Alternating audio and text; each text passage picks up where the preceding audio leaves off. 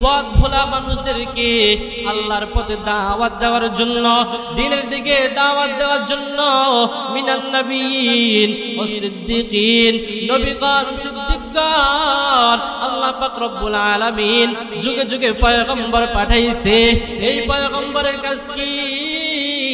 বলে তারা মানুষদেরকে বুঝাইয়া পথ ভোলা মানুষদেরকে আল্লাহ পাক রব্বুল আলামিনের দিকে ডাকছে, আল্লাহ তাআলার দিকে ডাকছে।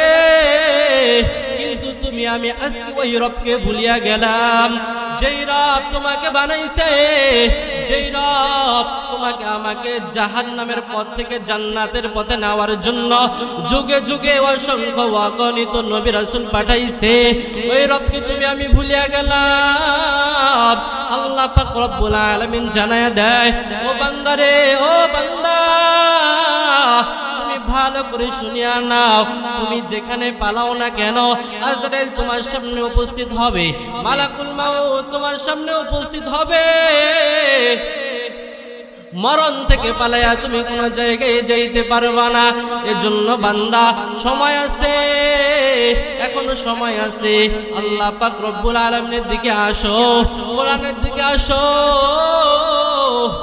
আলেম ওলামায়ে কেরামের দিকে আসো, মাহফিলের প্যান্ডেলের ভিতরে আসো।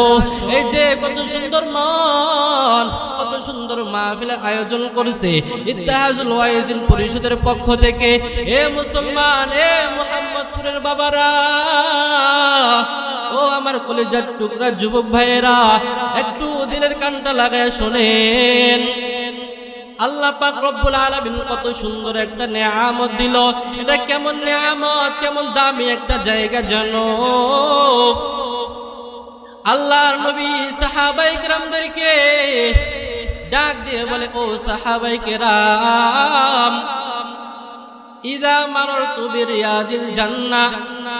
আল্লাহর পয়গম্বর সাহাবায়ে কেরামদেরকে জানায়া দেয়, ও সাহাবায়ে কেরাম, যখন তোমরা জান্নাতের বাগানের পাশ দিয়ে যাইবা, যখন তোমরা জান্নাতের বাগানের পাশ দিয়ে হেঁটে যাইবা, তখন তোমরা জান্নাতের বাগানের ভিতরে ঢুকে যাইবা, তখন সাহাবায়ে কেরাম ডাক দিয়ে বলে, ওগো হাবিব, জান্নাত আর জাহান্নাম হলো তো আখিরাতের বিষয়, দুনিয়াতে আবার আমরা জান্নাতের বাগান কোথায় পাবো? তখন আল্লাহর পয়গম্বর জানায়া দেয়, যেই স্থানে আল্লাহ পাক রব্বুল আলামিনের জিকির করা হয়, যেই জায়গায় কোরআনের আলোচনা করা হয়, যেই জায়গায় হাদিসের আলোচনা করা হয়, ওই জায়গাটা জান্নাতের বাগান হয়ে যায়।